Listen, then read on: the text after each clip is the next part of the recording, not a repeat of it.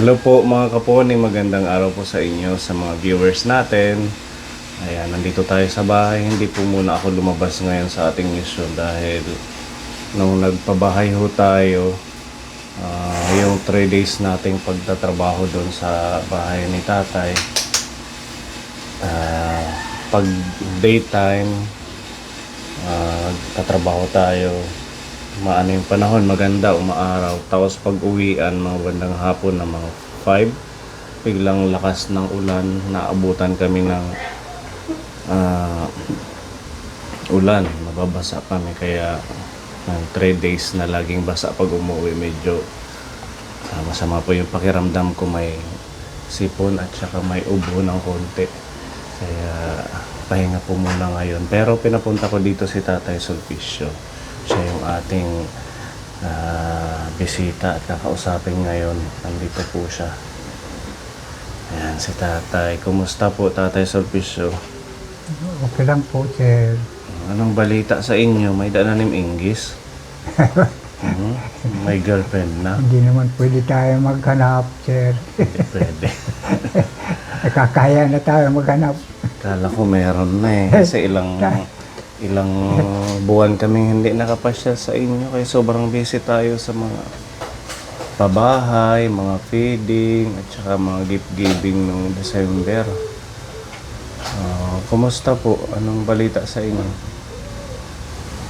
Okay naman. Okay lang naman po, sir.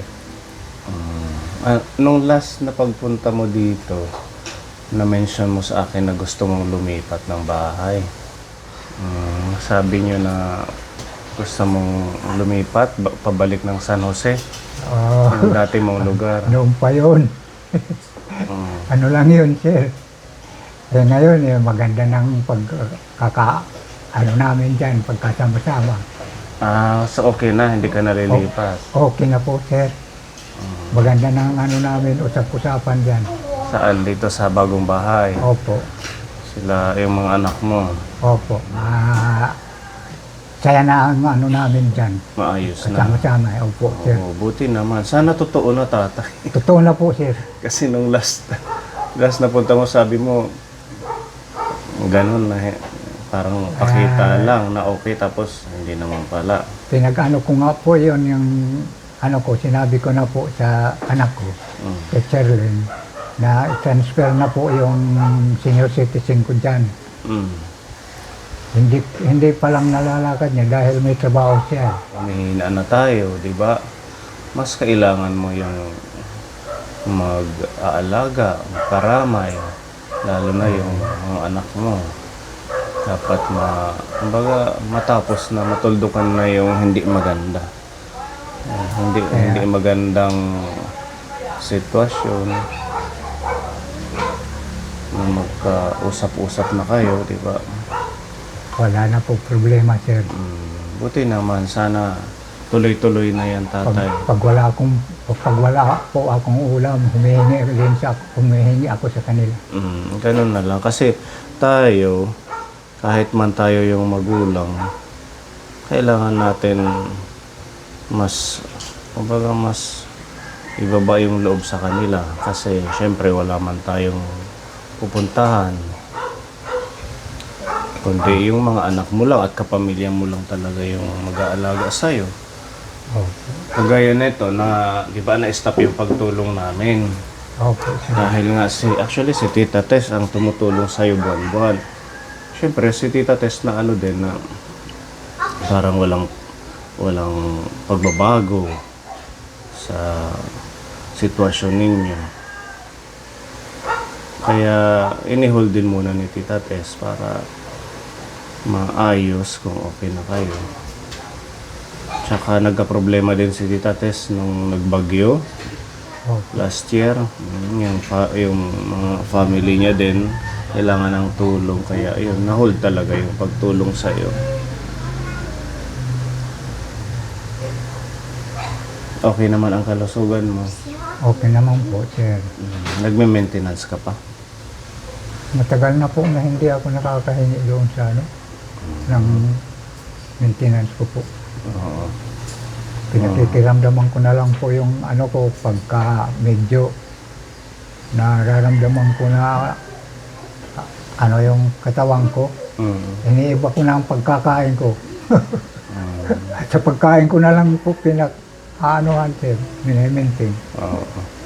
Yung sa pension ng senior, nakakukuha mo naman. Opo, sir. Noong December, di ba, binigyan kayo? Opo. Oo, magkano yung nakuha ni tatay? 6,000? 6,000 ata yun. Sino ang kumukubra ng pension mo? Si si Mangkang Alose.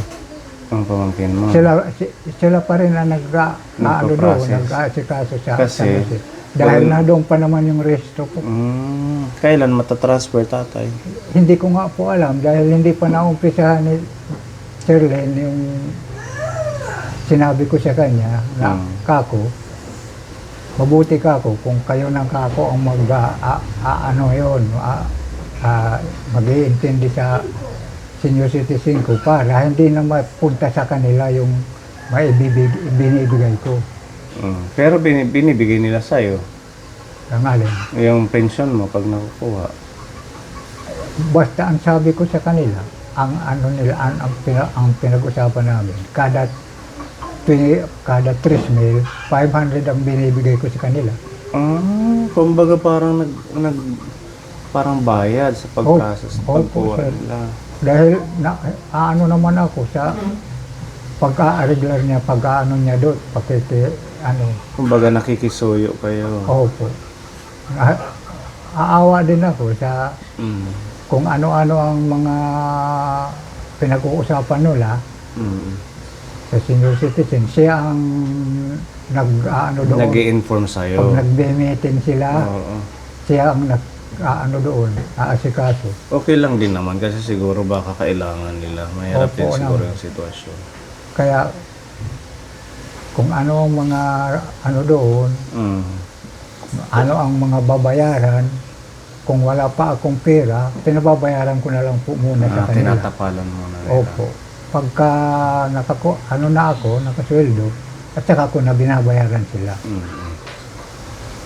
Sana ma-process, ma-transfer ni Ate Shirley para direkta na sa'yo. Ayun nga po, na para hindi na ako magpupunta sa San Oo. Jose. Siyempre po yung... Pagpupunta ko na lang doon, kung pwede, kahit hindi pa na tatransfer yung pati rehistro ko. Pamasahe din, di Pupunta ba? na lang ako doon sa pagbubutos. Kung pwede. Kahit hindi pa matransfer yung rehistro ko. Oo, para maayos na. Tsaka mas maganda dito sa bayan. Sinabi ko nga kay Shirley, kako, kausapin mo yung presidente dyan sa sa Balon, presidente ng senior citizen, kung pwede, kahit hindi pa matransfer yung rehistro ko, yung senior citizen lang muna. Ayun ang inaano ko, na magtanong muna siya sa presidente ng senior citizen dyan.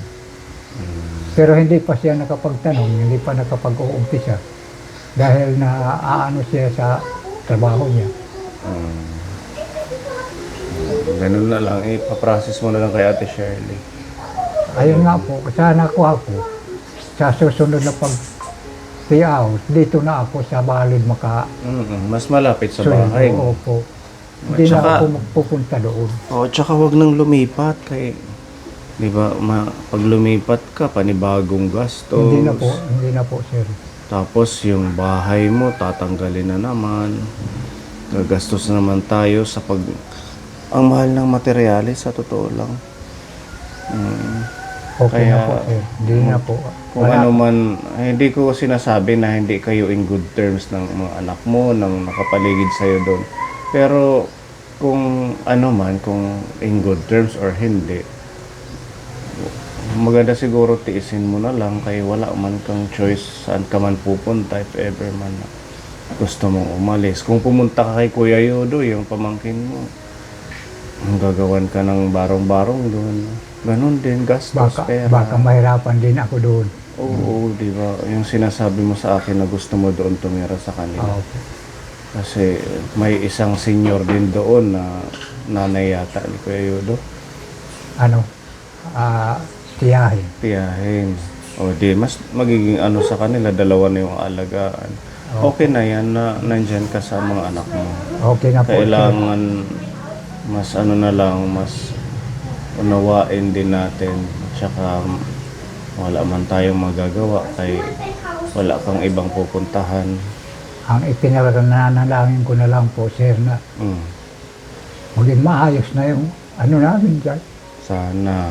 Yun din yung prayer namin. Yun na lang po, sir.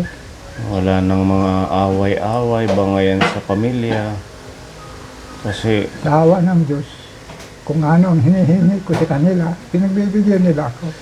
di ba sabi ko Siya sa'yo, ngayon. mag-reach out ka sa kanila. Uy, buksan mo yung pinto, buksan mo yung bintana, makipag-usap ka sa kanila. Kasi, syempre, iniisip nila, ayaw mo silang kausapin. Tapos, nakausap ko si Ate Shirley. Pag once, ano daw, nagdadabog ka sa, pag nagpapaigib ka sa mga apo mo. Noon yan, nung ano, inaano nila na masama ang loob ko. Mm. Lalo na nung tanggalin nila yung sinasahod ko ng ulan, Mm-mm. yung alulod. Oo, dahil din doon, Ngayon, nagka-problema kayo. Di, tinalian nila.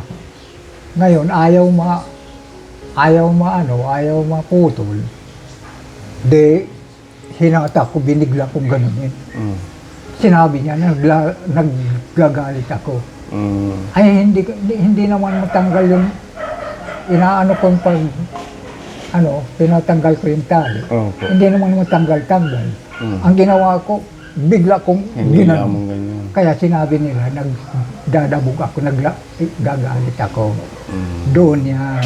Kailangan yung ano dyan, laging open yung usapan ninyo, conversation na hindi magkaroon ng hindi magandang, kumbaga iisipin nila na nagagalit. Hindi naman po galit yung ano ko. O yun nga, ang sayo hindi galit, pero yung dating sa kanila kasi malakas, akala nila galit kayo. Opo. Kaya Ayun. ikaw yung magsasabi, hinaano lang, hinila ko lang, ganyan. Kaysa sa ipagpaliban mo, bukas mo pa sasabihin. Ay, Mas mag-iisip sila na gano'n nga. tinamad din ako pagbalik doon sa bahay, paggawa ng kutsilyo, na para, anuhin ko na lang, putulin. Ay, tinamad na rin ako ng pasok sa bahay. Kaya ginanong ko na lang. Hinila mo na lang. Doon naggalit na sila, na naggagalit daw ako. Ganun na lang tatay. Unawain mo na lang din. Kaya syempre siguro mga pagod sa trabaho. Kako, hindi yan paggalit ang ano ko. Hindi mo rin din naman sinasadya yun. Kala ko hindi maging masama ang ano nila. Doon na nag-umpisa ang ano nila sa akin na Tapos galit daw ako. nagsalita pa sila na pag hindi ka magligpit or mag-umpisa na umalis within 30 days, di ba? Binigyan ka pa ng palugi. Opo. Gigibahin daw nila yung Gigibahin bahay. yung bahay. Kaya sabi ko, ano ba to? Hindi na matapos-tapos yung problema kay tatay. Iniisip ko naman, sino ba yung may problema dito? Hindi, wala akong kinakampihan si Tatay Sulpicio ba o yung mga anak niya. Kasi nung una, 'di ba, nandun ka sa San Jose. Yung pinatira ka doon ng dati nating kasama. Hanggang sa nilipat ka namin dito sa apartment na binigay ni Tita Tess na tinulong sa'yo. Tapos nilipat ka ulit, ginawan ka ng bahay. Sabi ko, hindi ko na alam kung ano pang gagawin ko kay Tatay Sulpicio.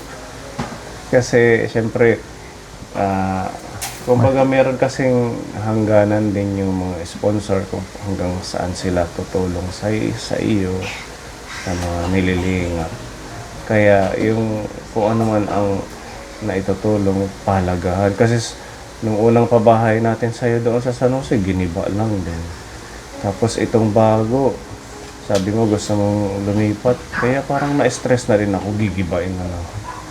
Doon yan na masasama pa ang mga naiisipan noon. Sana mag-okay na kayo. Wala na po. Ilang taon na ho kayo? Ngayon, 78 po. Di ba? 2 taon na lang, mag-80 ka na. Malapit na po. Malapit na mag 80 years old. Maabutan ko pa sa siguro sila yung 10,000. Oo, basta maging ang sekreto para humaba ang buhay, sabi sa research, sa mga nababasa ko sa mga article, kung gusto mo humaba ang buhay mo, maging masaya ka lang. Kahit hindi marangi, basta masaya ka at saka positibo ka sa buhay. Basta nasa isipan ko po, sir, Mm. malapit-lapit na rin, matagamtaman yung Mm. yung kapayapaan. opo.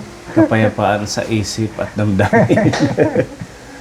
Oo, kasi syempre, Sinasabay ko po, sir, sa dadasal ko po saan, ano na yung mga, ano nila, mga isipan, na maging matahimik na kami lahat. Para walang masasarap sa buhay yung magandang tahimik lang. ano namin. Kahit hindi marangya, basta wala kang iniisip na sama sa kapwa or sama ng loob. Kasi syempre nagkaroon kayo ng problema nung maliliit pa sila, kaya siguro sila ganyan din. Pero unti-unti, pag tinuloy mo yung iyong ginagawang pakikihalubilo sa kanila, pakikipag-usap, mas mauunawaan kanila at mapapatawad. Kung meron ka mang dapat sabi na pasensya o ihingi ng sorry, mag-sorry ka din. Maging open ka kasi sa edad mong ganyan, 78, dapat tahimik na yung puso natin yan. Hindi na magulo, wala nang away. Mas mauunawaan ka nila pag ikaw yung lumapit. Sila naman syempre hindi rin natin masisi kung bakit sila ganyan sa'yo. Mayroon yan mga dahilan at rason. Diba, tatay? Mas lalambot din ang puso niyan basta ikaw lumapit lang at magsabi. Ano?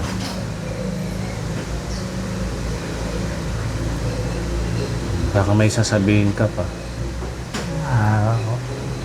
Okay naman po, Okay sir, na. yan.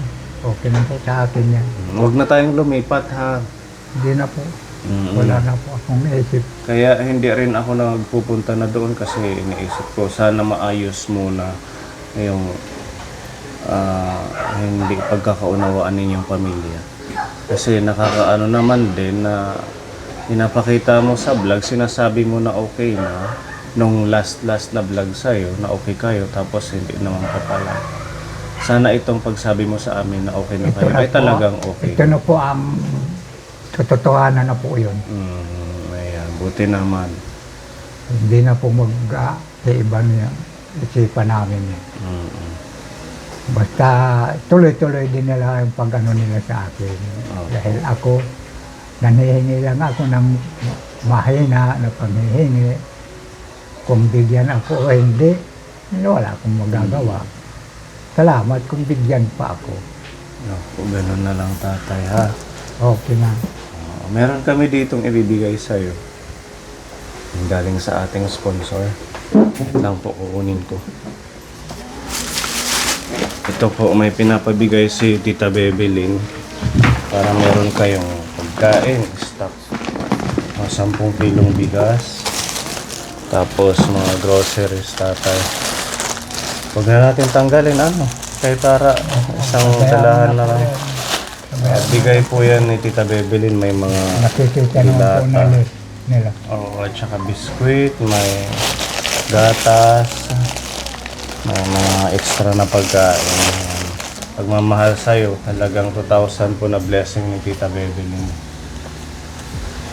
Maraming salamat, Tita Bibilin. Opo. Maraming salamat po, Tita Bibilin, na mga bigay mo sa akin ng mga pagkain. Walang katapusan po yung pagkikisalamat ko sa iyo. Okay na, tatay, ha? Maging ano na tayo? Opo. Maging masaya. Tanggalin na natin yung sa ating puso, yung mga hindi magandang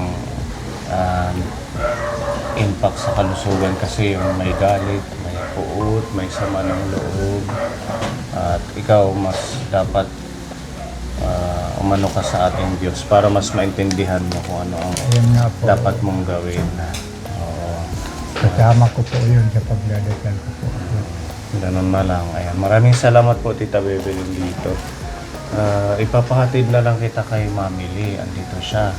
Para Opo. may e-bike naman dyan. Tapos ito pala, pinapabigay ni Tita Donna para ma-extra kang pera. 500 yan galing kay Tita Donna. Pag gusto mo ng gulay or ano, meron ka extra na pambili. Maraming salamat po, Tita Donna. Nabigay mo sa akin, sir. Ayan, Kaponi, salamat po sa inyong patuloy na support at pagmamahal kay Tatay Sulpicio, sa mga ibang seniors pa natin na nililingkod. Ito para hindi siya mahirapan. Dede. Dyan. Dede. Sige.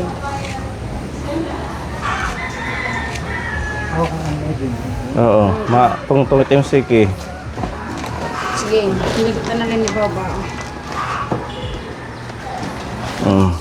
Gitna. Ayan. Okay, bye-bye, Apoy. bye-bye. God bless. Po sa inyo. Ma'am Jubel, maraming salamat po sa inyo. Bye-bye. Bye-bye. Ma'am Ruby, Nagkikiter. Kay Ate maraming Ruby. salamat. Bye-bye. Bye-bye. Dede tatay kapte. Ingat kayo, Mami Lee. Susian mo ulit. Enough ko. Sana? Diretso na yan. Bye-bye po.